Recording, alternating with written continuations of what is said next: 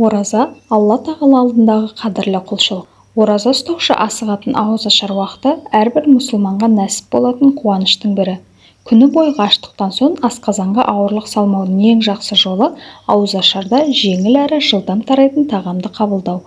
Осы орайда сүннетте ұсынылған ең жақсы тағам құрма. Ендеше бүгін құрмамен ауыз ашудың пайдаларына тоқталамыз. Армысыздар, сіздермен қызық факт арнасы. Видеоны көрмес бұрын каналға жазылып лайк басып қоюды ұмытпаңыздар. Алла елшісі оған Алланың игілігімен сәлемі болсын. Кім ораза ұстайтын болса, аузын құрмамен ашсын. Құрма табылмаса, сумен ашсын. Себебі су тазартушы деген. Құран түскен ғасырдан бүгінімізге дейін сүннет болып жеткен құрма мен су өзара керемет үйлесетін нәр көздері. Оразаны ашқан кезде құрма немесе суды пайдалану оттегіні миға дереу жеткізіп, адам ағзасын зақымданудан сақтайды. Қан қысымының бірден түсіп кетуін болдырмайды екен. Бұл тұрғыда ғалымдар ауыз ашарда құрма немесе суды пайдалану оның астарында үлкен даналық барын дәлелдеді. Өйткені ораза кезінде адам асқазаны бос болады. Қарынның қатты ашуы себепті ораза ұстаушы адам егер күн батысымен көп тамақ жейтін болса, өз денсаулығына зиян келтіруі мүмкін. Демек, ораза ұстаған адамға аз мөлшердегі, бірақ жылдам күш-қуат беретін әрі тез қорытылатын тағам қажет болады. Міне осы тұрғыда құрма жемісі ең құнды саналады. Себебі құнарлылық көзі болып табылатын құрма ағзаны қантпен қамтамасыз етіп, адамға қуат береді. Егер асқазан бос болса, құрма тағамның орнын алмастырады, ал қарын бос болмаса, құрма асқазаннан тағам қалдықтарын шығарады. Медицина тілімен айтсақ, қандағы қант құрамының азаюы себепті ораза ұстаушы адам қатты аштықты сезінеді.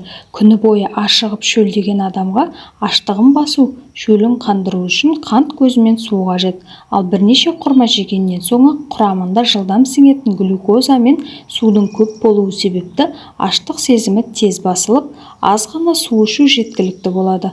Осыдан кейін ораза ұстаушы адам кішкене тамаққа да қанағат етіп, өз денсаулығына зиян жасамайды. Құрма мен суды ауыз ашқанда пайдаланудың және бір пайдасы, тағы тамақ жеуден алдын адамға өзінің ағзасында қосымша тамаққа деген сұраныстың бар не жоғын анықтауға мүмкіндік туады. Медицина тұрғысынан қарағанда, ауыз ашарда дәл осы құрманы пайдалану өте пайдалы. Себебі аш қарынға құрманы жеу асқазанды келесі тағамдарды қабылдау жұмсақ түрде дайындайды. Яғни асқазанның келесі тағамдарды жеңіл қабылдауына құрма жемісі жағдай жасайды. Ғалымдар өз зерттеулері барысында ауызды құрмамен ашудың пайдаларына байланысты келесідей қорытындылар жасаған. Ауыз ашар уақытында жаңа піскен немесе кепкен құрманы пайдалану адам ағзасын пайдалы сахаридтермен байытып қуаттандырады. Жаңа піскен құрма құрамында 65-70% су болады. Ораза ұстаушының ауыз ашар уақытта көп су ішпеуіне жағдай туғызады. Құрма бал секілді тез 1 сағаттың ішінде қорытылады, ал құрамындағы нәрлі әрі пайдалы заттар ағзаға жылдам сіңіп, денеге жақсы таралады. Соның нәтижесінде адам өзіне қажетті күш-қуат пен дәрумендерді, минералды элементтер мен көмірсуларды тез алады. Күні бойғы ораза кезінде адам ағзасында қант мөлшерінің төмендеуі аштық сезімін шақырады. Құрмамен ауыз ашудың құпиясы да осында. Себебі құрма оразадан кейінгі қан құрамында азайған қант мөлшерінің орнын толтыратын фруктозаға бай. Осы себепті сәресіде және ауыз ашарда құрма жеген адам әлсіремейді әрі шаршамайды. Достар, бүгінгі ақпарат сіздер үшін пайдалы болды деген ойдамын. Сіздерден кішкене ғана өтініш, каналдың дамуына үлес қосып кетіңіз. Ол үшін каналға жазылып, лайк басып, пікір қалдырсаңыз жеткілікті.